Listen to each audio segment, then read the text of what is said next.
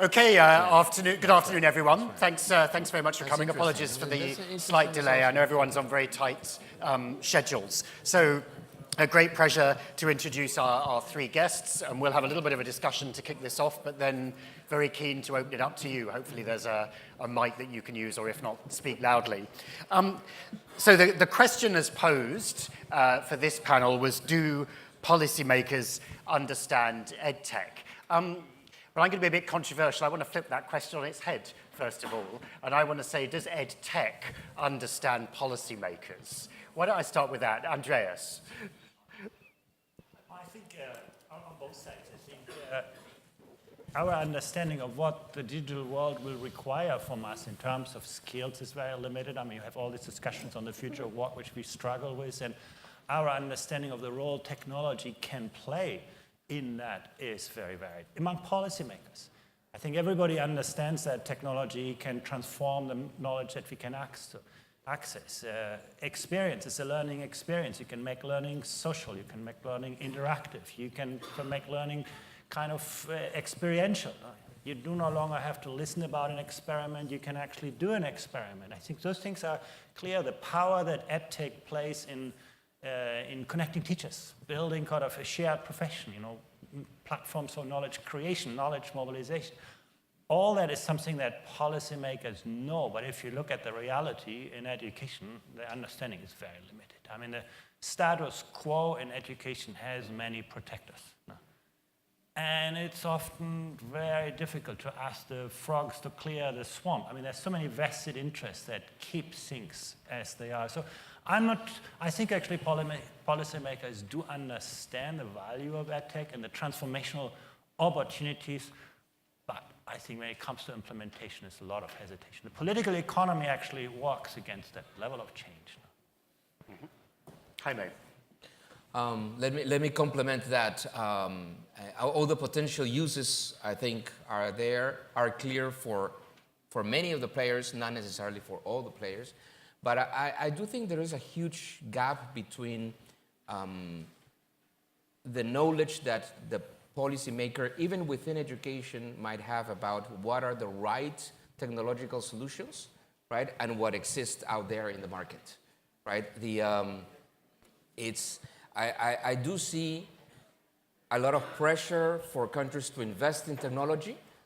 But then the question is, even if they have the pressure, they will have the resources, is to do what, right? The first thing is then I buy hardware, right? And the hardware is a good solution because it's concrete. Okay, the hardware is there, right? But then what do I put in the hardware, right? And then the question is, what's the right software to put in that hardware? Or what's the type of teachers and training that I need of those teachers in order to use that software effectively? There is that I see a huge gap between the knowledge of the school administrators or education authorities in terms of knowledge of what's out there and that might be useful for them in their specific circumstances and what's out there in the market, right? So there I see a huge gap between the supply and the demand, right? The demand is there, I'm eager to buy, but I really don't know exactly of all the possible solutions that are out there, what are the ones that make sense for me, right? And then who would explain me? Because I don't know much. Who will explain me? The ones who are potentially will explain me to do this at scale are vendors. Right? So the vendors will not necessarily be the best source of information, right, about which one is the best solution for me. So I do see a huge gap there between the solutions that are there, my interest in terms of buying stuff, right, that could be useful, and hence we see a lot of misallocation of resources. We see then a lot of buying hardware that is in the wrong place, of the wrong type, or unused, right? And sometimes buying software that is not the right one, given the teachers that you have or the solutions that you need. Having said that, the potential is huge. Right? There's huge potential for education, for technology to be an equalizer, which is not today, and maybe we can talk about that later. There's a huge potential for technology to complement in an efficient way teachers, right?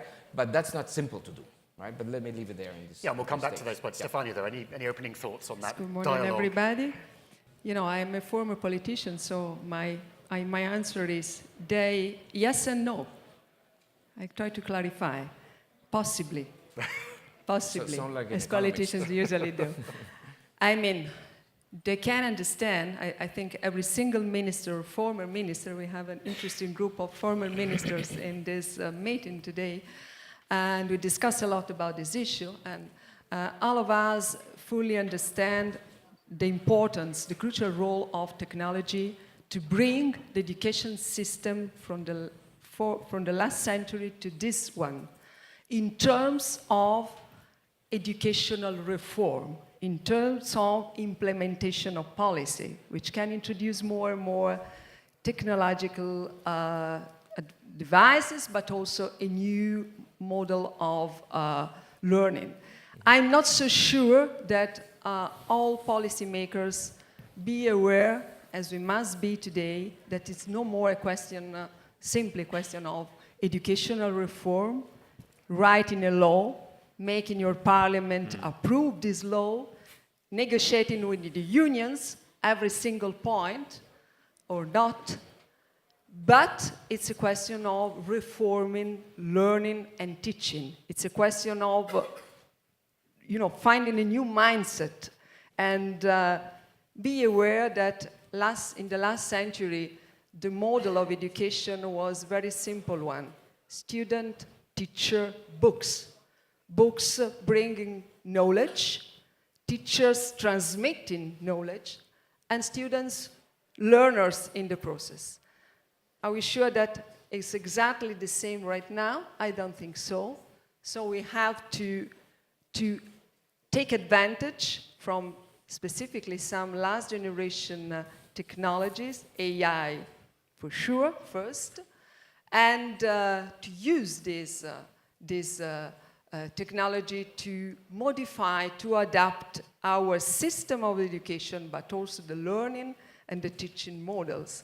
And to do that, maybe ministers, just to show you, I didn't write this book, so I can promote it, I think.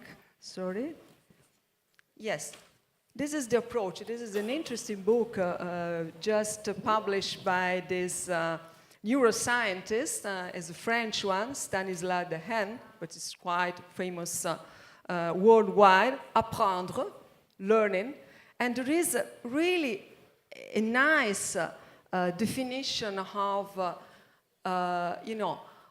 the human beings as the perfect learning machine, which can compete with computers, robots, and everything which also AI is more and more introducing in the daily working class. But at the same time, there is still something which is in human brain, which is very specifically, and the teachers must know a bit, not becoming specialists of neurosciences for sure, in order to be able to approach this century. And politicians too, no? Maybe we must also give some time to them to read some books and to be aware that it's no more a question, once again, of writing a good law and finding consensus about procedures and processes, but it's a question of introducing a new mindset about learning and teaching. It's a more challenging task, but just looking at where we are, maybe we can discuss a bit later, but let me say from UNESCO, the Global Observatory about the goal 4, in the 2030 agenda, after 5 years from the launching of this ambitious project about sustainability, where education is the main infrastructure for sure, and looking forward in the 10 years what we are doing, what we have to do, we are still absolutely not on track. And that's why we must be sure that technology can help in some way. Let's just, you mentioned this, or hinted to this issue of equality, equity. I mean, why don't you develop that theme a little bit in terms of the challenges of the scale out and the growing potential for technology and how to trying to compensate for the risks that can bring? So my sense on that issue of equality is that where we are today is that technology, unfortunately, could be an unequalizing factor. Because if we see within a country, right, that in order to effectively use technology and effectively complement the teacher, right, what you need to have the hardware, you need to have connectivity, and you need to have a teacher that is digitally literate, then most likely that will cover 10%, the richer 10% of the country, and not the bottom 90% of the country, right? So in particular in middle income and low income countries, I mean, there would be a group of population that might be now toying with the most innovative ideas, with the new pilots that exist, with software that, I mean, there's no one software or one technology that we know clearly that works universally, no. But many rich countries, I mean, they're toying with different ideas and there are interesting solutions around. So if you see a middle-income country, a low-income country, there might be some people, some part of the population that might have access to that might have connectivity, that might have the hardware, that might have the teachers that can use that technology to complement and teach better and teach more effectively, but that's only part of the population that will be having access to that, right? And the rest of the population, which you don't have even the basic inputs, right, or teachers that do not have the support of the right quality, then, I mean, they are each time left more behind. So my sense is that unless we do something, technologies of now is not necessarily an equalizing factor. Now, the potential is the opposite. Technology can be an equalizing factor, right? In many cases in which we have a scarcity of teachers or teachers have low capacity, then you can, I mean, if you invest more in self-learning tools, that could be useful. If we have tools in which both teachers and teachers that have low capacity, little training, they can, I mean, improve their abilities at the same time that the students, right? If we have scripted lessons that could be in a tablet when you have low capacity environments, all those are things in which actually we can improve the quality of the service, right? In environments in which teachers are not great or in which there are no teachers, right? So the potential for technology to be an equalizing factor is big. Where we are today, I think we are still in a moment in which, at this stage, that's not happening yet. Andrea, so if you were to map out the challenges and perhaps the unintended negative consequences potentially of an explosion in technology and education, would equity also be high up your list? And what else would you add in there maybe as other, warnings for policymakers? Equity is clearly one, and I think Jaime has explained that well. I mean, the risk is that technology will super empower those who have the right skill set to draw value from it, and disempower those who become the slave of algorithms. And I think that danger is very real because learning starts with knowledge and skills, not with technology. The question is, those who want to use Google are those who can use Google, are those who can, have the right foundation skills to navigate ambiguity, build a mental representation of complex information, and so on. And I think that's something that we often forgot. We put technology first and learning second, and that actually will increase inequality. The second challenge that I see is that of relevance. The kind of things that are easy to teach, easy to test, have become easy to digitize. They're disappearing from our labor markets. Routine cognitive skills are declining in value. What increases, in a way, one of the things that technology does, it should make us think much harder what makes us human. How do we actually complement the artificial intelligence with the kind of human qualities that will empower us to draw benefit out of this? And I think that's why I think technology can amplify great teaching. It's never going to replace poor teaching. I think that synergy between the social and relational part of learning, and we tend to forget that. Second, I think the big challenge is to actually, maybe, technology in the classroom is actually still quite debatable. We have, even among the wealthiest countries, positive impacts and also making learning more superficial and so on. I think where technology can play the greatest role is by professionalizing teaching, by connecting teachers, building kind of networks for knowledge creation. Why would you have, a textbook locally developed when you have access to the world's most advanced knowledge? I think this is a power where I think the challenges are not. But bringing this very concretely to policy, when you go into a shop and buy a mobile phone, you can, buy a kind of iPhone, you can buy a Samsung, you can buy a Huawei, and it's going to work for you. We have actually a market that functions. That's not true for EdTech. And actually, if you're an EdTech company, you're largely, in even most countries, you have to sell to individual schools or districts. We have an extremely fragmented, atomized market, and who can serve that market is the big providers. If you are an entrepreneur or a startup with great solutions, you have just no chance in that kind of market. That's something that policymakers have fixed in most product markets, not in education. No. Yeah. The quality of educational software that young people are getting is, no child would play voluntarily with that. That's another thing, that basically there's no quality assurance in those kinds of systems. In that sense, I think those issues of public policy are very easy to fix. Then, Jaime's point on training teachers, building capacity, that's a kind of medium-term, long-term agenda. But creating a level playing field, an open, transparent market, I think that is a huge challenge. If we don't master this, the kind of driver, technology will become the driver of inequalities. And I just want to complement that because I was mentioned that at the beginning. This is the market for technologies is an extremely imperfect market, extremely imperfect. The asymmetries of information are tremendously big, right? Then the other, in addition, is a market in which if you buy something, then you are hooked to that, and you have to continue buying that, right? So it's not a one thing that I buy it. It's not going to a restaurant. I buy it. I don't like it. I go to the next one. And I like it. I don't do the next one. No, you're hooked to a technology, right? Maybe for several years, right? So that makes also those decisions much more complicated. So the number of imperfections in this market is huge. Is huge, and that deters a lot buying technology at scale, right? In many cases, governments just basically they don't buy.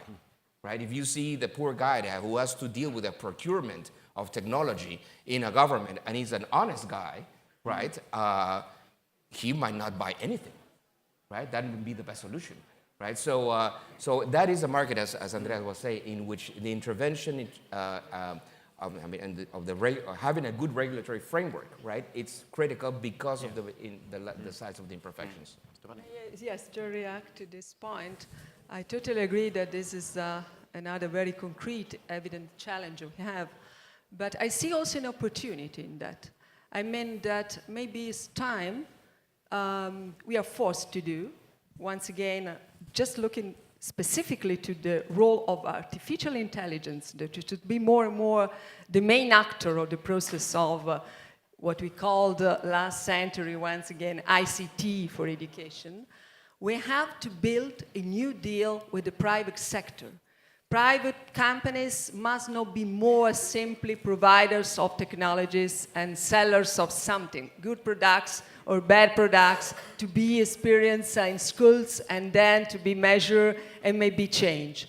Private sector must be on board in terms of sharing with them the potential, Amy and also Andreas mentioned before, which are related to the basic point of a new learning and teaching model. Just to mention a very concrete case I have in my mind. The question, in my view, in my personal view, the real benefit of using technology and artificial intelligence for education is to have a personalized track of teaching and learning. It's no more a standard model which can function exactly in the same work, in the same way from Italy to Peru, passing through the Gulf. It's something that, or in the same class, in the same school, because the principal thinks that this is the model you have to implement to teach history or maths better and to meet the goals you have at national level. It's now a question of being able to personalize and to see that student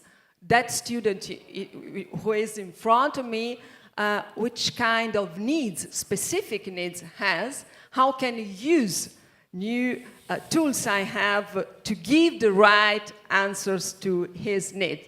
You know that we talk a lot some years ago about specific needs in education, looking and referring specifically to disabilities, students who have, and this is a very important chapter still, but at the same time, personalization of teaching and learning is now the new model, the current model we have. And to do that is no more a single minister, a single ministry, a government which can do that. we have to, in my view, to build a new deal with people who are working also in terms of basic research on these kind of issues. And the private sector can give a lot of good suggestions, but not simply as providers of something, but just, working about values. And this is something we can discuss maybe later. Yeah, I just wanted to add one challenge that I think we haven't discussed and that I think is key. While you study with EdTech, EdTech will study you. And I think the data that is being generated about learner profiles, learner behavior, that's where the real transformation is going to come from. Not from the transmission function of EdTech, but by enabling us to see how students learn, how students learn best. And this is a role for government to start thinking about who owns that data, how do we regulate those kinds of information flows. The reaction that we see in many countries is basically, you shut off everything. You basically, when students enter the school, turn everything off. We don't know how to deal with this data, so we don't allow you to use Facebook or whatever. I think, thinking about how do we actually manage those knowledge streams, who controls, who manages the data, how do we ensure interoperability, that basically you're not linked to one, that is going to be a huge challenge for public policy. But just picking up on the data point, another aspect of this goes back to your point, Jaime, on information asymmetry. How clear is the evidence? You've got all sorts of EdTech companies claiming great things, but doing stuff subscale, perhaps not terribly rigorously tested. I mean, is that a really big gap that there needs to be a lot more effort around? Do you want to comment on that? I think we're not there yet in many fronts, right? I think there's, even if you see any country, either with a centralized system or a decentralized system like the US, it's not that you see look, all schools are using this. You don't see that, right? I mean, there are many solutions on adaptive learning. There are many solutions in terms of making sure that teachers are connected. There are many solutions in order to administer the school, to manage the school, maybe software-based. I mean, but there is not one single, say, solution that you say, well, this really, we know for sure that it works at scale, nor that it's one size fits all. So I think this is something that will continue to develop. And it's we're in the middle of a process. Sure. I think we all agree on the potential of technology, but when you look at the reality, the PISA study provides some really powerful insights.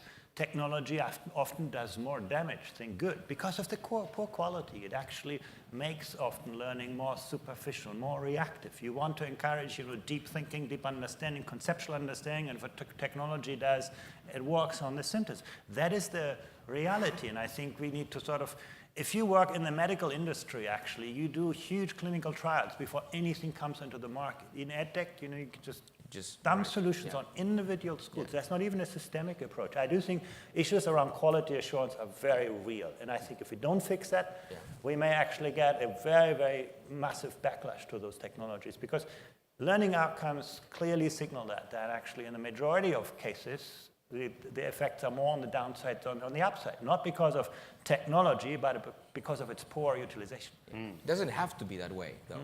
Right? It doesn't have to be that way. But it is true that governments do not see necessarily the whole package that is needed in order for any technology to be used properly, right? So it's not an issue of buying the software. It's the software, it's the hardware, is how does it fits with the curriculum, how does it fit with the competencies that you want to get, how does it fit with the level of teachers that you have.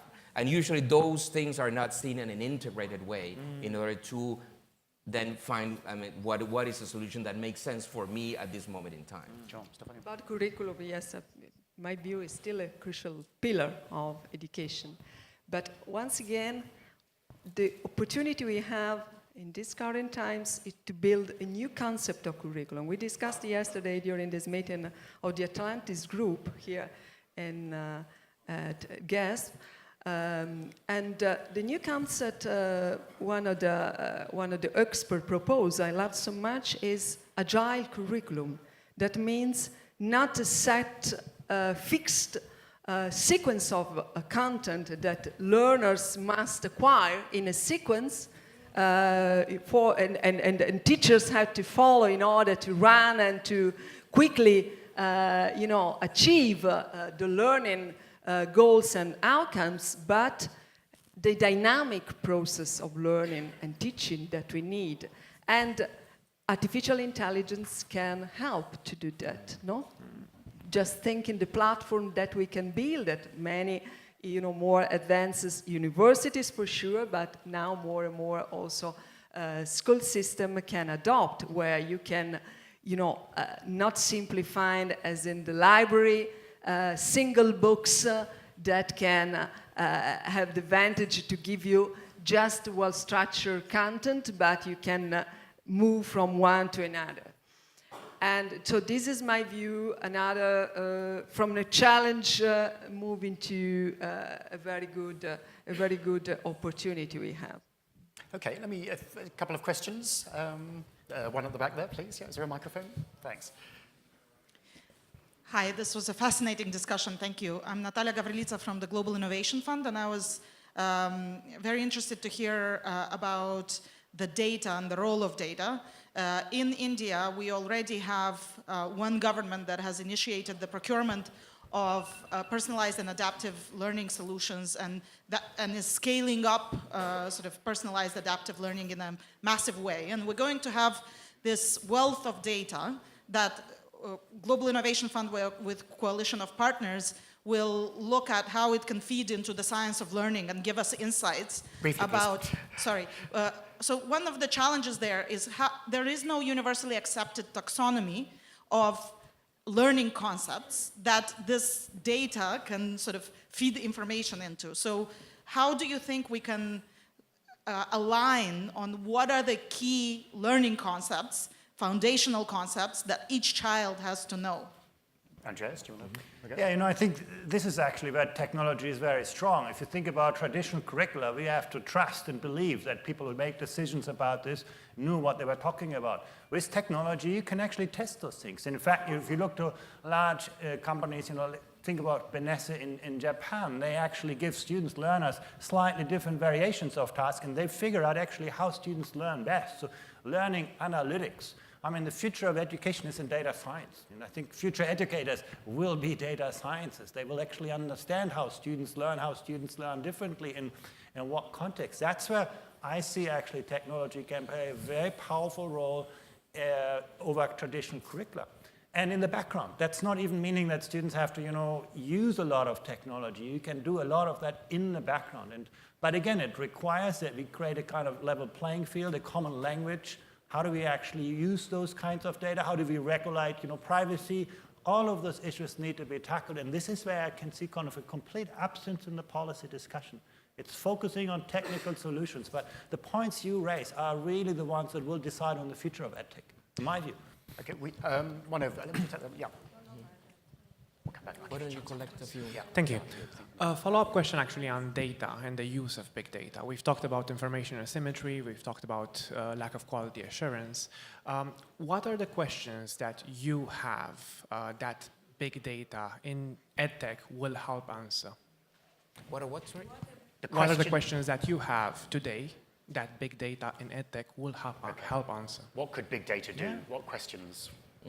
I think it will make education less an art, or not less an art, but more of a science. We will actually, neuroscience and big data together, I think will help us a lot to understand about learning. Pedagogy today has a lot to do with tradition and beliefs, and I think by understanding how students learn through those kinds of big data, we'll get a lot of additional insights. Because So, there's...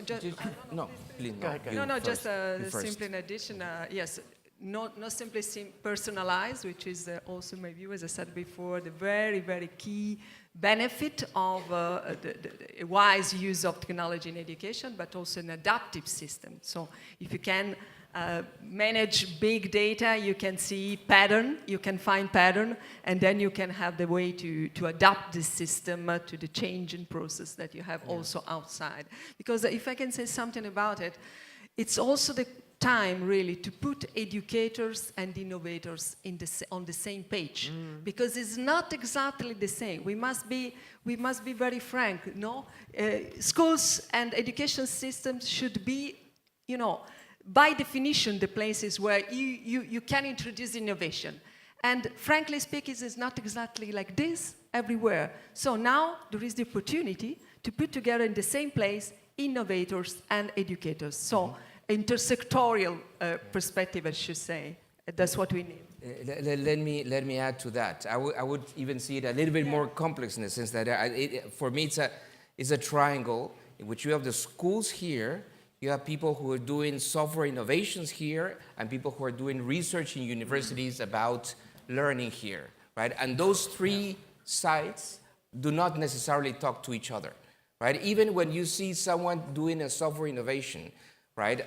Any program that is about self-learning for to read about basic arithmetic, right? Each time you touch the screen, right, and you go from one type of problem to the other, each time you give a right or a wrong answer, that's a data point, right, about learning, right?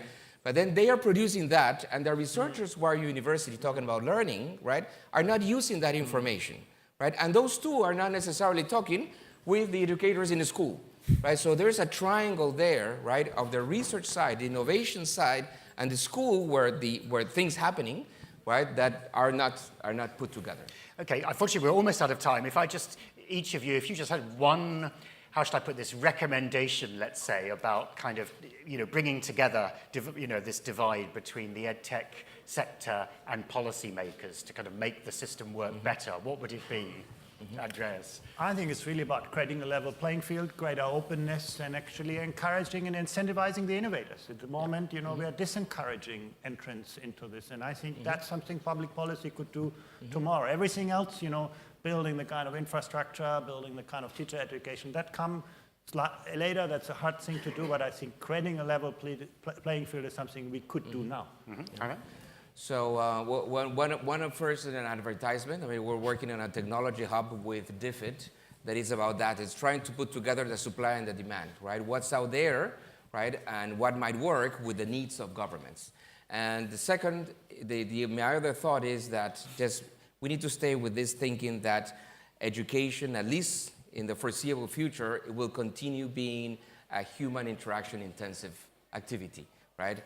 And given that technology, of course, can make that interaction between teacher and student could be more effective, more powerful, right? But it's still, humans will always be needed. Okay, Stefan?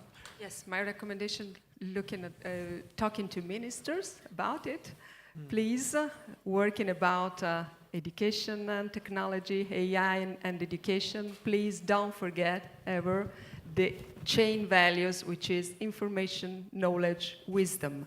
By means of a humanistic approach to education, technologies in education, we can still have the last point of the chain, which is the most important one, because computers, AI, learning machines will be for sure smarter than us. No, it's something that we have to take granted right now, but we must be sure that by means of creativity, by means of soft skills, by means of art and music and all this kind of content, the humanities we must neglect, we can also develop the last point of the chain, which is wisdom. And I don't think that machines will be wiser than human beings if we choose this approach. Perfect wisdom. Do please thank our panel.